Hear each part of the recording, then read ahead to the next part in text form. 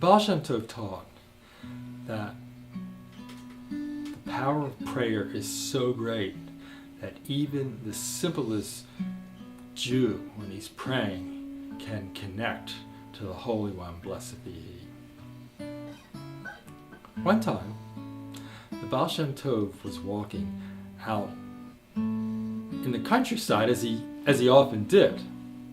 And as he was walking, he came to this very small village that was high up in the mountains. And he could see this spiritual light coming off of the village. So he decided to walk in. And when he came in, he walked up to this little tiny shul right in the center of the village. And he could see the light coming out of the window. So he looked in and he saw this man wearing a talis and tefillin. And he was praying and praying. So the Baal Shem Tov decided, okay, and he went in and sat down and took out a holy book and waited to speak to the man. And the man was praying 9 o'clock, 10 o'clock, 11 o'clock. Usually the prayers, they only go for maybe an hour. 12 o'clock, 1 o'clock.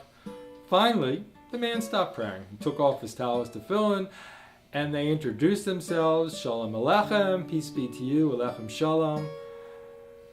And the Baal Shem Tov said to him, his name was Reb Yaakov. Reb Yaakov, you certainly pray for a long time. Oh, Rabbi, to tell you the truth, usually I just pray with the minyan, and I begin in the beginning of the book, and I stop when the minyan stops, because to tell you the truth, I really don't know what any of the words mean in this Hebrew prayer book. But today, for some reason, I felt particularly inspired, and so I just started in the beginning of the book and read right through to the end. Baal Shem Tov said, Reb Yaakov, would you like me to teach you how the prayers work? Oh, Rabbi, I've always wanted to know. I don't want to bother you. Take your time. Oh, no, Reb Yaakov, it would be my greatest honor to teach you how the prayers work. So they sat down together.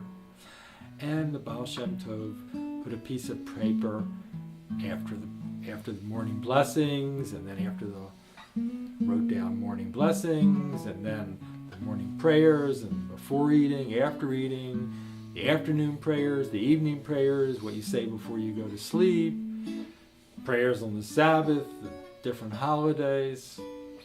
Finally, we finished, and they said, well, they wished each other well, and the Baal Shem Tov took off, walking down as he usually walked, which was very fast, because after all, in those days, and that's a form of transportation.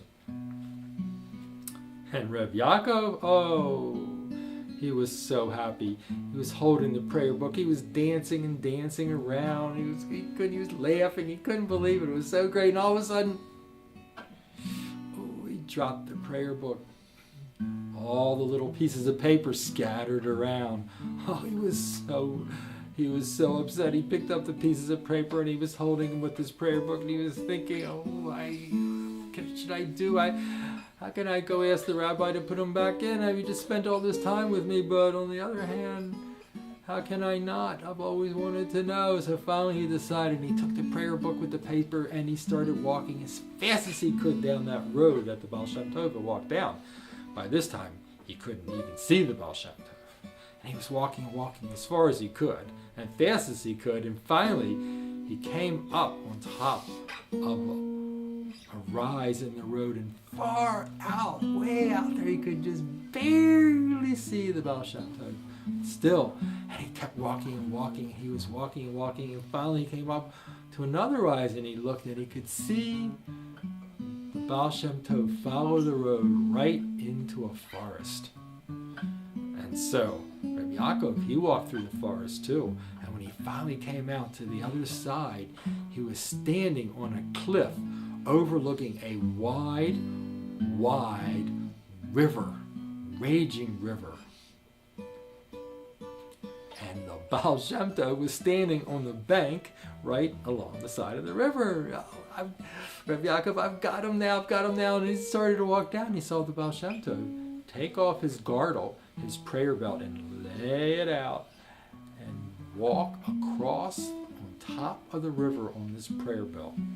And when he got on the other side, he just put the prayer belt back on without looking back and kept walking. And by that time, Reb Yaakov was by the river, and he was going, "Rabbi, Rabbi, Rabbi." He was yelling, but it was a raging river. Very noisy, he couldn't hear anything. Oh, he didn't know what to do. He was standing there. What should I do? He's got the prayer book. He has the papers. So finally, Reb Yaakov, he takes off his prayer belt, his girdle. He lays it out, and he walks across the river the same way. And when he gets to the other side, he starts running and running. He's going, "Rabbi, Rabbi, Rabbi." Finally, the Baal Shem Tov looks around and goes, "Reb Yaakov, what are you doing here?" He says, "Oh, Rabbi, I'm so embarrassed." He said, "What are you doing here?" He says, "Rabbi, I don't even know how to say this, but I dropped the prayer book. All the pieces of paper fell out. I wonder if you could put them back in. But Reb Yaakov, how did you get here? How did you get across that river?" He said, "Oh, Rabbi, the same way you did. I just took my girdle and laid it across the river, and I walked across the river just like you did." The Baal Shem Tov put his arms around and said, "You know, Reb Yaakov, you don't need my little pieces of paper. The way you've been praying is just fine." And so it was.